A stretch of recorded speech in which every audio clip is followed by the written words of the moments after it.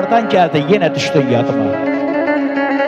Hardan gəldin, yenə düşdün yadıma. Zülümkar görmədim, yar sənin kimi. Bəxtəvər olmuşam xatirələrlə, bir şirin həslətim var sənin kimi. Səni düşünəndə gözüm yaş olub, yazıq canım daşıraya tuş olub. Taleyimdə neçə boran qış olub, yağmadı ömrümə qar sənin kimi. Həsrətindən İlqar yenə bihaldı, sənsizliyin canımdan can qopardı. Daş olsaydı, bu eşqə dil açardı, dayana bilməzdi la sənin kimi.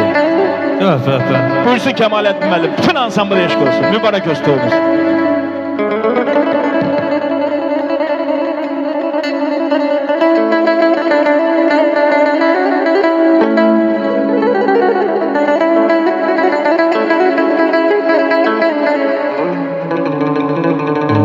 Hatireler,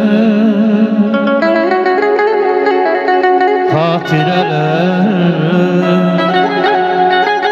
hatireler, hatireler dünyasıdır, dünyasıdır. Hatireler dünyasıdır, dünyasıdır.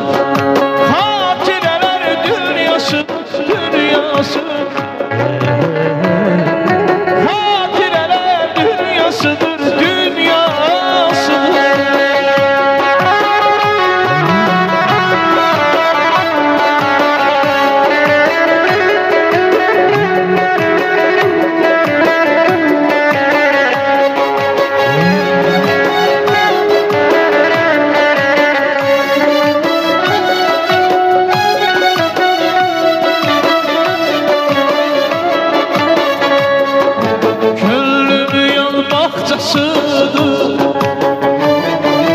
Ne solum ne yaçansın,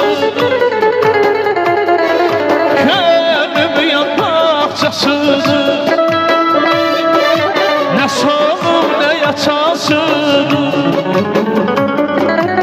eşkimin terbiyesidir. Hatireler, hatireler,